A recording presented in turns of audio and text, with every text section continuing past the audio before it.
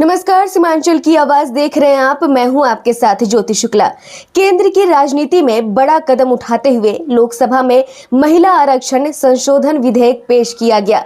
वहीं बिहार में सत्ता परिवर्तन ने सियासी पारा और चढ़ा दिया है। बिहार के नेता प्रतिपक्ष तेजस्वी यादव ने इस पूरे घटनाक्रम पर तीखी प्रतिक्रिया दी है। उन्होंने कहा कि महिला आरक्षण का मुद्दा लंबे समय से लंबित था और इसे लागू करने में और देरी नहीं होनी चाहिए। साथ ही उन्होंने बिहार की नई सरकार पर भी सवाल उठाए।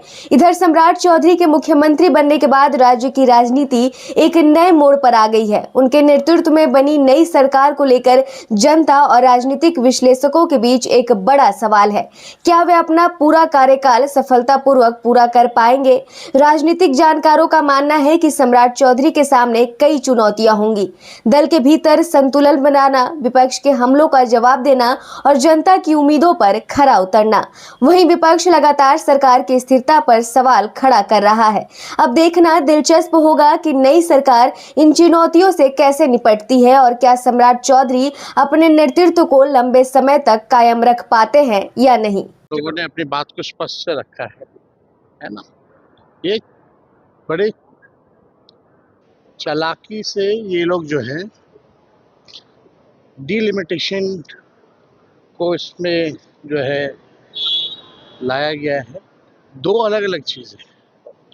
वुमेन रिजर्वेशन पहले से ही पास हो गया था और सर्वसम्मति से पास हुआ था, लेकिन हम लोगों की उसमें मांग थी कि 50% भी आरक्षण करो, लेकिन ओबीसी लोगों को, ओबीसी महिलाओं को उसमें आरक्षण दिया जाए। फिर भी ये नहीं हुआ और ये पास हुआ।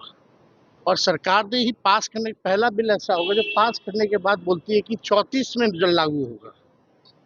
करना था तो पहले क्यों नहीं किया गया।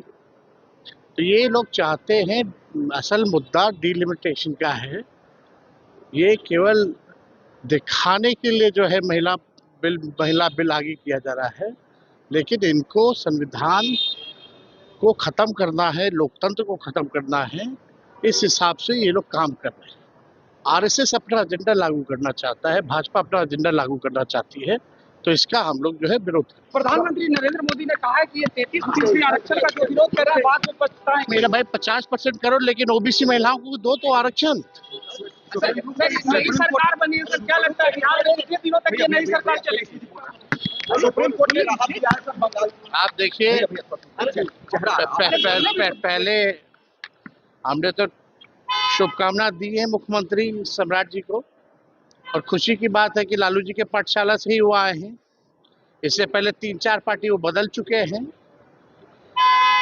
लेकिन इलेक्टेड सीएम को हटा करके एक सेलेक्टेड सीएम बना है। अब ये सरकार जो है गुजरात से चलेगी, इसमें कोई मतलब नहीं। अब उम्मीद करते हैं कि 20 साल एनडीए राज करने के बाद भी हर एक सूचकांक में, अगर नीति आयोग की रिपोर्ट में देखिएगा, चाहे बिहार देश का सबसे गरीब राज्य हो, सबसे ज़्यादा बेरोजगारी, महंगाई, शिक्षा, स्वास्थ्य सबसे निचले पैदान पर। अब उम्मीद करें कम से कम 21 साल हो गया एनडीए को, भाजपा को, अब तो आगे बढ़े।